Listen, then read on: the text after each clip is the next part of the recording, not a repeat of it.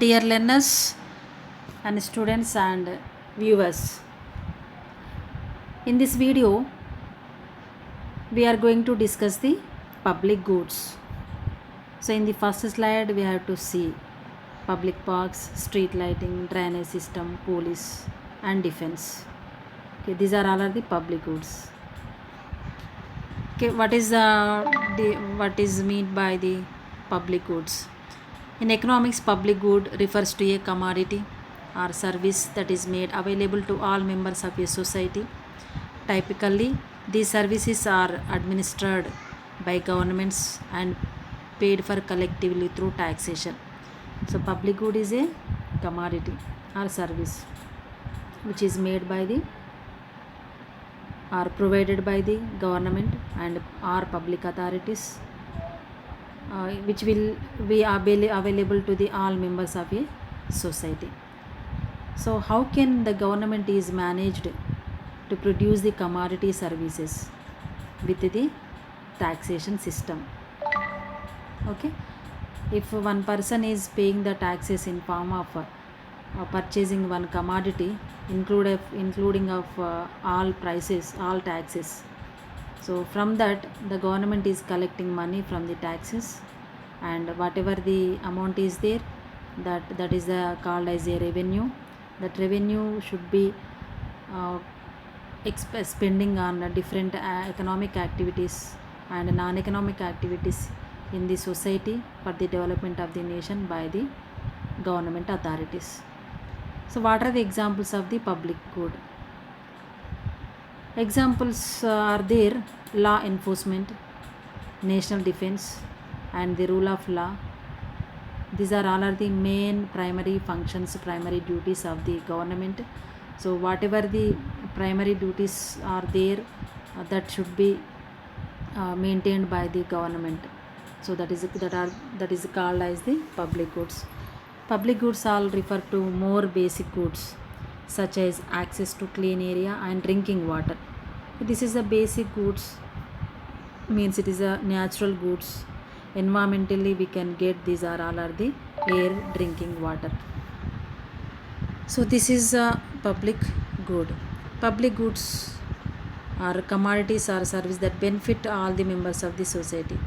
The free through in the first slide we discussed. Public goods are opposite to private goods, which are inherently scarce and are paid for separately by individuals. Means private, why the public goods are opposite to private goods? Private goods are scarce, and the individuals should be paid separately by the individuals to get the private goods. Societies will disagree about which goods should be considered public goods.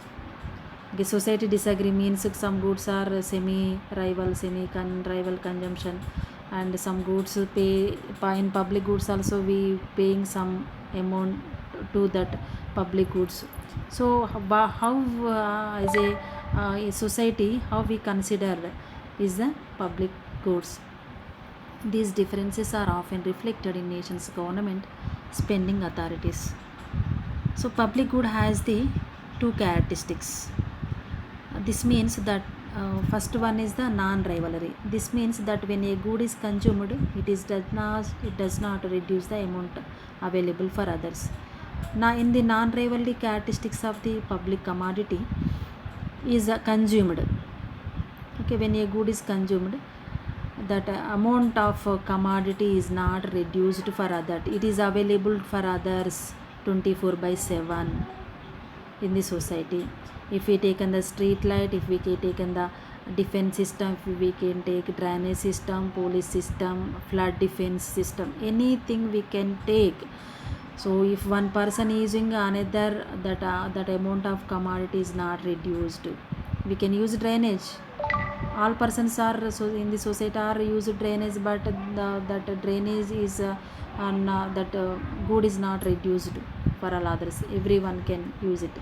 And defense, so many soldiers are engaged in the borders of our country, but we can enjoy we can getting the all comfortables in the society. but all some crores of people are living in the living in our country, any world, but the defense is going to the work. We can use defense, but it is the defense is not reduced, the amount is not reduced, it is available for all others.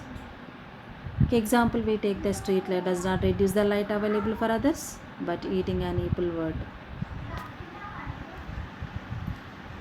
Non-excludability. This occurs when it is not possible to provide a good without it being possible for others to enjoy. For example, if you erect a dam to stop flooding, you protect everyone in the area, whether they contributing to flood defense or not. A public good is often underprovided in a free market because its characteristics of non-rivalry, non-excludability, and mean there is an incentive not to pay. In a free market, firms may not produce the good as they have difficulty charging people for their use. Non-excludability. Every person is using that public commodity, that everyone can enjoy with the public commodity. We can, it is the amount is not reduced. The any if non-exclusivity means any rich or poor people, any vulnerable section of the society, in the society they can use that public commodity. So that is thing.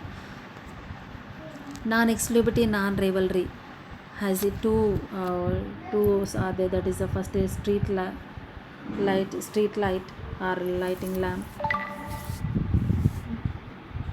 So we can see the two characteristics of the public commodity have the free rider problem. Individuals have incentive to use good without contributing towards cost. In the public good, we cannot pay the any single amount of money to purchase to use that public commodity. So that is called the free rider problem can arise with the public commodities. So what is meant by the free rider problem? The problem with public goods is that they have a free rider problem.